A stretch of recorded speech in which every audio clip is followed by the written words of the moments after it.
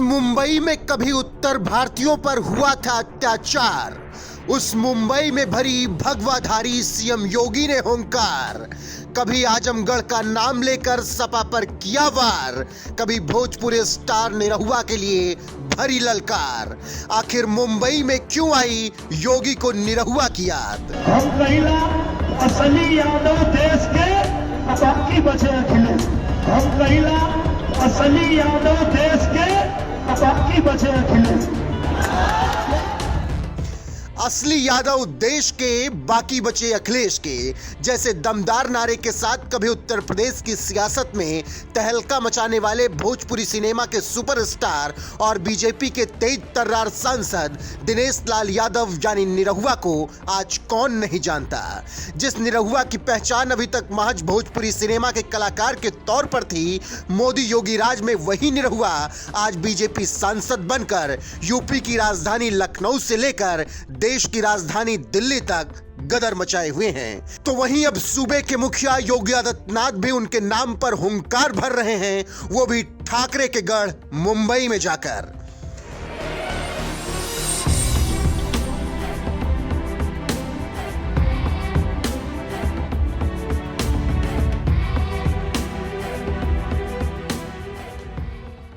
दरअसल उत्तर प्रदेश में निवेश लाने के लिए यूपी के सीएम योगी आदित्यनाथ बुधवार को देश की आर्थिक राजधानी मुंबई गए हुए थे, जिसे ठाकरे परिवार का गढ़ भी कहा जाता है।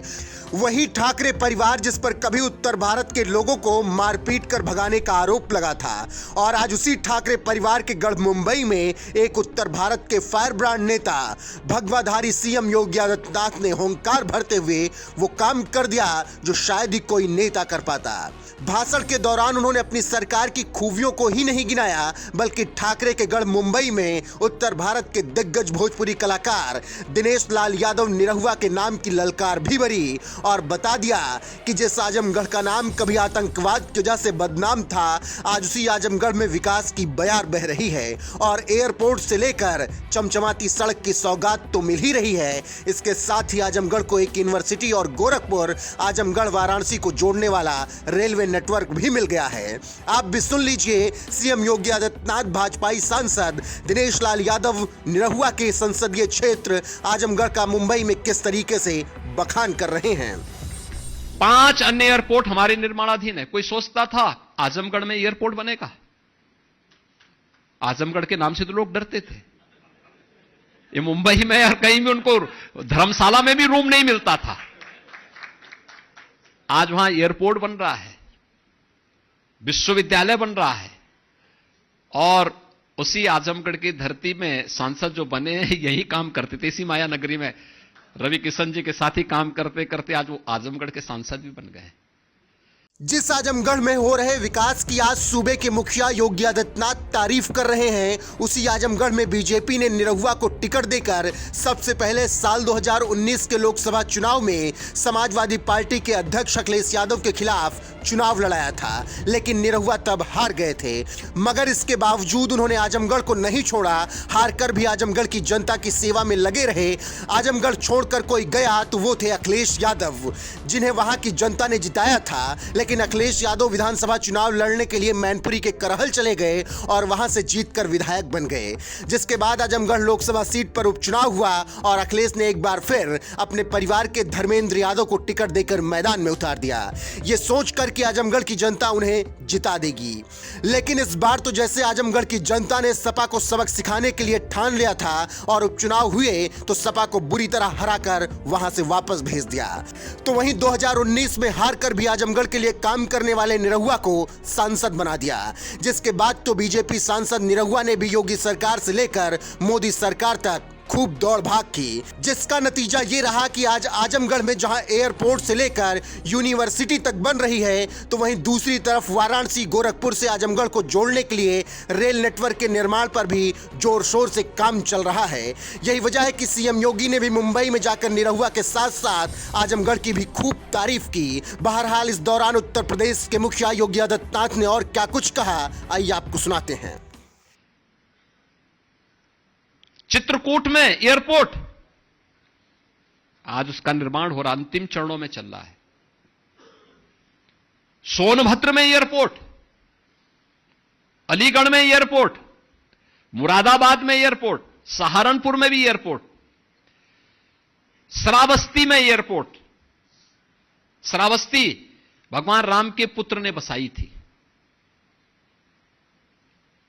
और भगवान बुद्ध ने सन्यास के बाद अपने सर्वाधिक चातुर्मास यानी 36 वर्ष तक उन्होंने चातुर्मास श्रावस्ती में ही व्यतीत किए थे।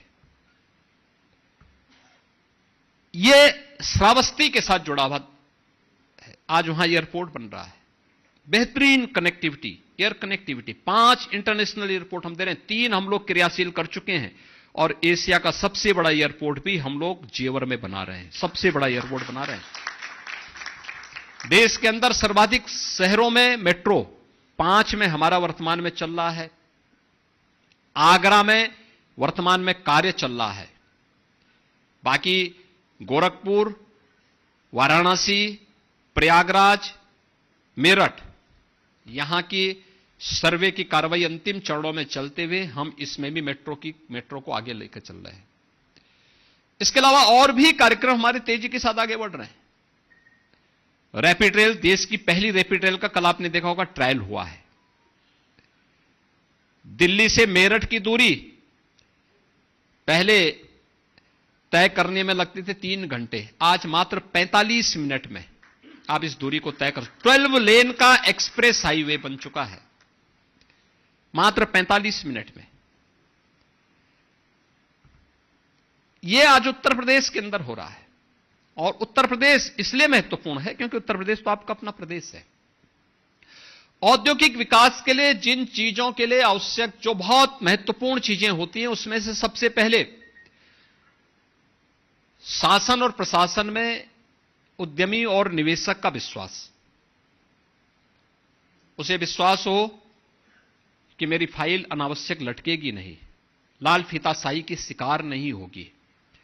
हम लोगों ने इसके लिए टेक्नोलॉजी का उपयोग किया है।